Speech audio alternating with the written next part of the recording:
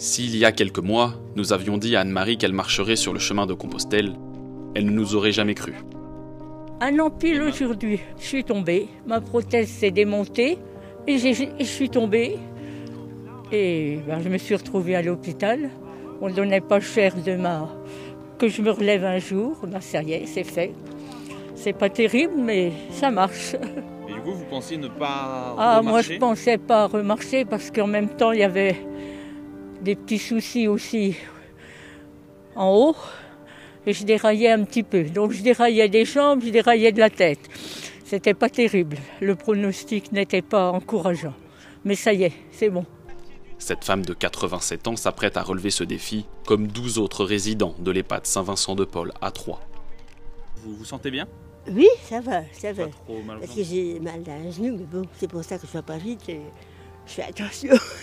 Oui, je suis contente, oui, pour l'instant. Mais c'est tant bien que mal parce que c'est difficile. Hein. Il faut toujours s'accrocher. Hein. Rien à faire. Hein. C'est pas facile. Hein. Monique et Rose, présentes lors du défi de la Tour Eiffel, sont toujours là, comme Geneviève et Jeanne. Trop fatiguées, les deux autres résidentes n'ont pas souhaité prendre part à ce nouveau challenge proposé par Jérémy Van de Velde. Le premier objectif, c'était d'essayer de trouver un projet qui les motive. Donc par ce côté marche, on sait que c'est important de marcher le plus longtemps possible. Le côté spirituel, d'aller sur les chemins de Compostelle, c'est quelque chose aussi qui motivait beaucoup de personnes. Vous allez voir, le premier tour, ça va faire un petit peu le petit train.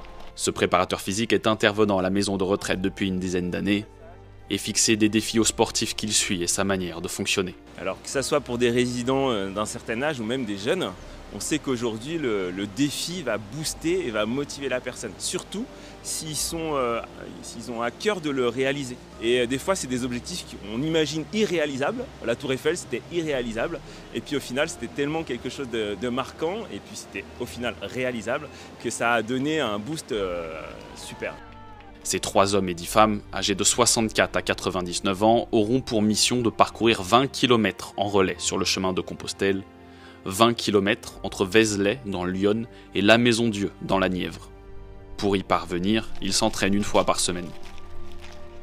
Vous marchez à quelle vitesse? Ouais, les pas pour... Je peux pas marcher plus vite. Oui. Ah, vous pouvez pas marcher plus vite? Ah non, non.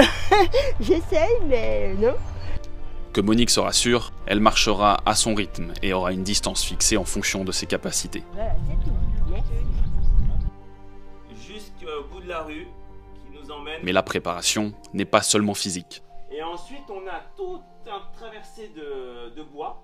L'entraînement, du coup, c'est pas juste de la marche, c'est aussi d'analyser la vidéo. Tu fais ça pour tes sportifs, là tu as fait ça pour les résidents. Exactement, quand il y a des événements comme ça bien spécifiques, il y a des sportifs, ils le font souvent naturellement, dans pilote de voiture ou d'autres sportifs, ils analysent leur adversaire ou ils analysent leur terrain, etc. Là, pour eux, à chaque fois, c'est essayer d'avoir des images du jour J, d'avoir le parcours, d'avoir là la vidéo des différents chemins qu'on allait prendre. Là, c'est un accompagnement et une préparation depuis plusieurs mois. Et comme pour des athlètes de haut niveau, c'est d'essayer d'éviter d'avoir des grosses surprises. Donc plus on va préparer minutieusement chaque étape, chaque détail, mieux ce sera pour eux. Ils seront dans un confort un peu plus important. Mais certains événements, Jérémy ne pourra pas les prévoir. À une semaine du jour J, Josette a été victime d'une mauvaise chute.